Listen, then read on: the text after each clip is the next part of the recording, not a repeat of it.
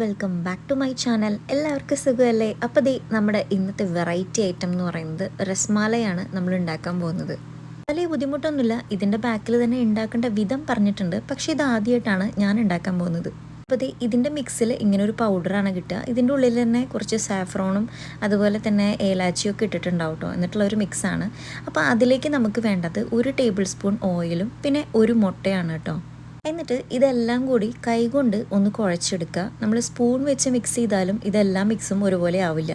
അതുകൊണ്ട് ഇതേ ഇങ്ങനൊരു മിക്സ് ആക്കിയതിന് ശേഷം പിന്നെ അതേ ഒരു ബോൾ രൂപത്തിലാക്കി വെക്കുക. എന്നിട്ട് ചെറുതായിട്ട് ആ ബോളൊന്ന് പരത്തി കൊടുക്കുക. അപ്പോഴേക്കും നമുക്ക് വേറൊരു കാര്യം ഇവിടെ ചെയ്തെടുക്കാനുണ്ട്. പിന്നെ നമുക്ക് ചെയ്യേണ്ടത് പാൻ ചൂടാവുമ്പോൾ അതിലേക്ക് 1 ലിറ്റർ പാൽ ഒഴിച്ചു കൊടുക്കുക. 100 ഗ്രാം പഞ്ചസാരയാണ് ഇവർ ചേർക്കാൻ പറയുന്നത്. നമുക്ക് ആവശ്യത്തിനുള്ള പഞ്ചസാര ചേർത്ത് കൊടുത്തതിന് ശേഷം പിന്നെ നമുക്ക് വേണ്ടത് ഗീ ആണ്.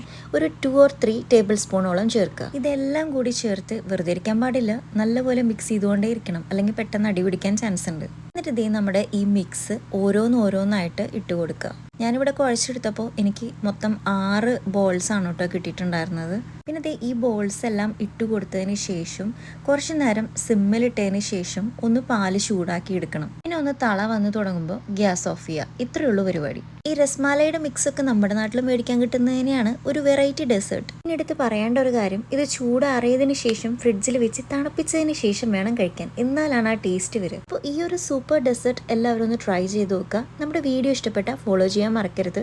അടുത്തൊരു വീഡിയോ ആയിട്ട് വീണ്ടും വരാം. അതുവരേക്കും ടാറ്റ.